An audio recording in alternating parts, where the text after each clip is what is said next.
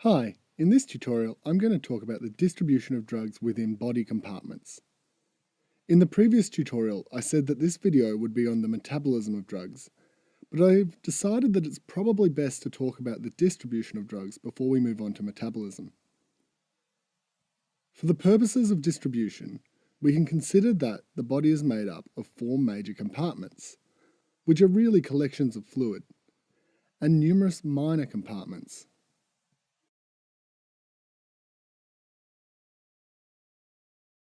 These major compartments are the blood, or strictly speaking, the plasma,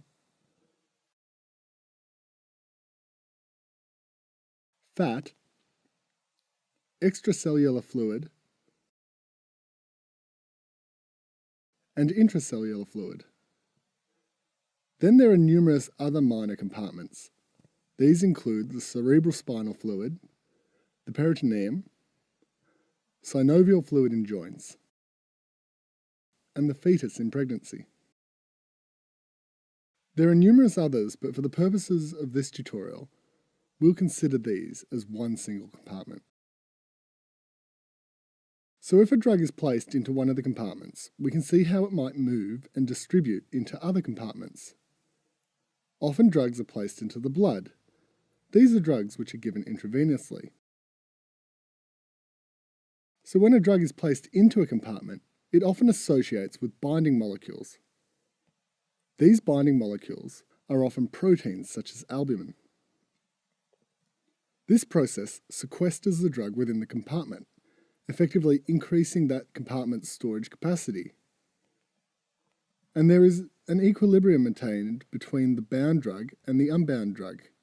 The unbound drug within a compartment is then able to move into a new compartment, and thus an equilibrium is maintained between adjacent compartments. When a drug moves into a new compartment, some of that drug is sequestered by binding molecules within that new compartment. This process continues until there is a balance between each compartment and a balance between the amount of free drug versus bound drug within each compartment. The balance between each compartment is determined by a number of factors, and this is best represented using an equilibrium constant. If you've ever done much chemistry, then you'll have definitely seen equilibrium constants before.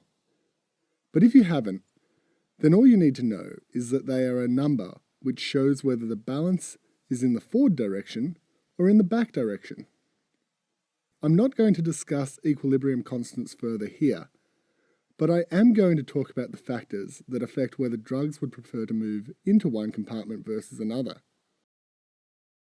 Thus, I can say that the equilibrium constant is dependent on the permeability of barriers between compartments, the pH within the compartment, the binding capacity within the compartment,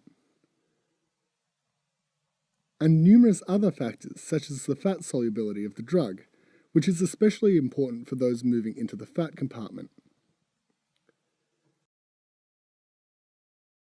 Now I'm going to talk about the volume of distribution, which depending on the level of pharmacology you need to know, may or may not be important.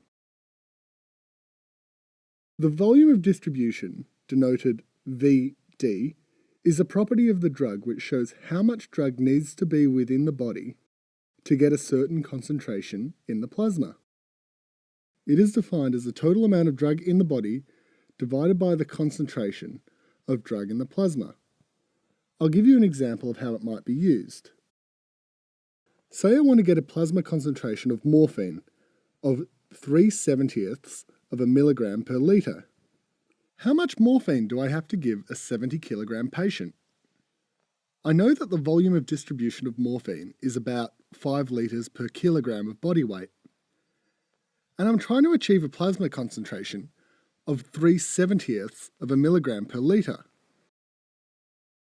Well, by rearranging the above formula, I can see that the dose I need to give, which in this case is the same as the total amount of drug in the body, is the volume of distribution times the desired plasma concentration.